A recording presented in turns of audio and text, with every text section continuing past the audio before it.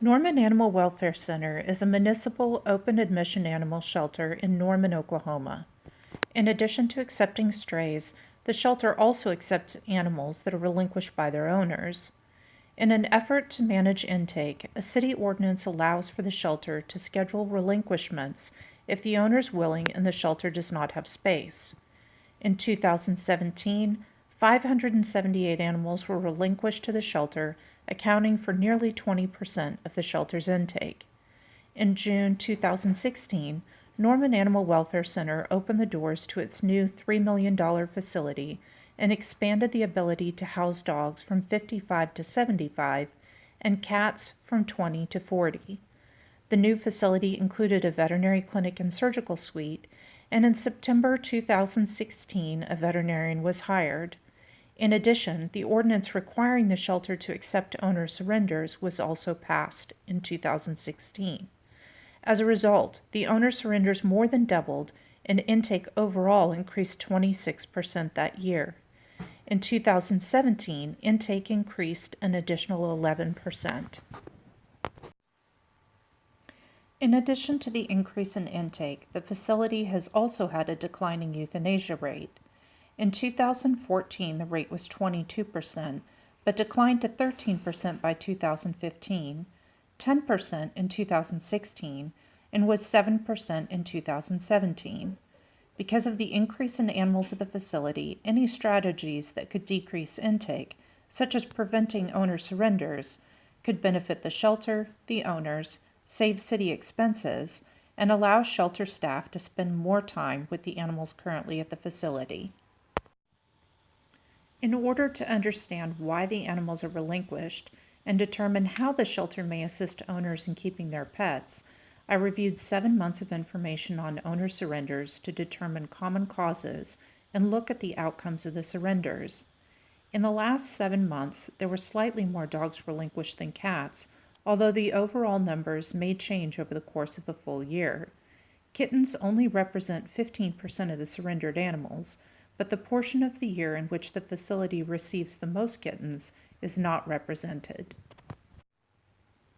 According to Animal Behavior for Shelter Veterinarians and Staff, surrendered cats are usually less than 3 years old and owned less than a year before surrendered. Females and males are evenly represented.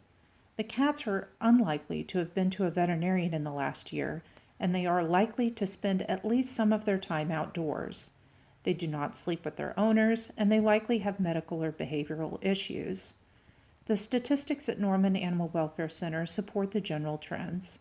Cats were fairly evenly represented, with both males and females. 43% of the adult cats were already spayed or neutered, as opposed to strays, in which only 26% are already spayed or neutered. The average age of the cats was 3 years old, although the median age was 1 years old, so the cats are predominantly young, but the average is skewed by the geriatric cats that are surrendered. For both owner surrenders and stray cats, euthanasia rates are 4%. The return rate on adult owner surrenders is 10% and strays is 6%.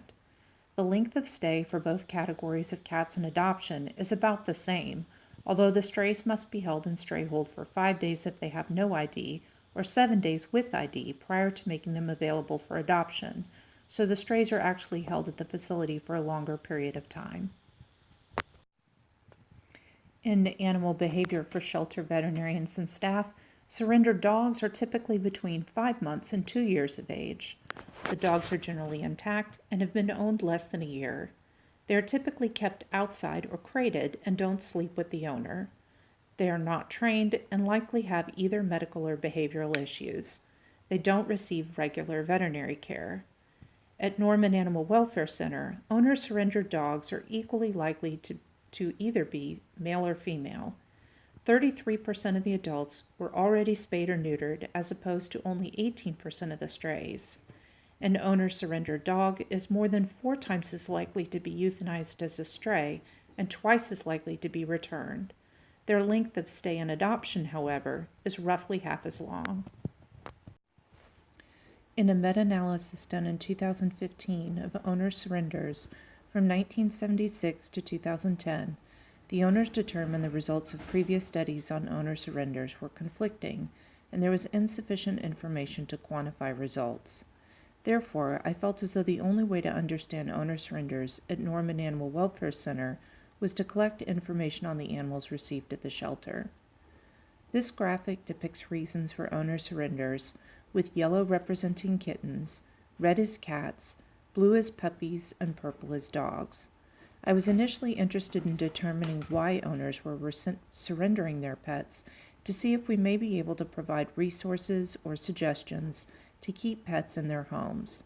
I found the top 10 reasons for surrenders in reverse order had 4 categories tied for 10th place. The animal escapes, death of the owner animal was hyperactive, and the owner had no time for the animal. Then remaining categories were aggression to animals, the health of the animal, owner requested euthanasia, the owner was unable to afford to care for the pet, the health of the caretaker, the owner had picked the animal up as a stray but was no longer able to keep it, the owner was moving and no pets were allowed, and finally, the owner already had too many pets. In collecting the information, I found there were trends with dogs and cats that were considerably different. Since dogs accounted for a little over half of all the owner surrenders, and dogs that are surrendered had a greater risk of being euthanized, I elected to focus this project on dogs. I repeated the graphic for just dogs and included 2 results for each category: the number of animals relinquished and the number of owners relinquishing the animals. I also indicated how many of the dogs were euthanized. This would allow for me to determine which categories result in the shelter receiving the most animals and which categories contain the most owners. By including euthanasias, I could determine which animals were at greatest risk for euthanasia. The top 10 reasons changed, and the graphic provided some possible trends that may be useful in providing resources and managing intake. For instance, the top 2 categories, the owner had too many pets already and the owner was moving, had the most owners and the most animals. They also appear to potentially have a higher euthanasia rate than some of the other common categories, although the sample size isn't large enough to provide definitive answers. There is conflicting information in the research about how many owners have tried to find alternatives before relinquishing their pets to the shelter. When scheduling intakes at Norman Animal Welfare Center, it's not uncommon to find owners are able to find alternatives to relinquishment if the relinquishment is delayed. In the category of the owners moving, all of the dogs that were euthanized due to behavior. Out of the 5, 3 were euthanized for aggression towards people. In the interest of public safety, it appears it would be especially worthwhile questioning an owner on potentially aggressive behavior in the pet before encouraging them to try to rehome the pet themselves.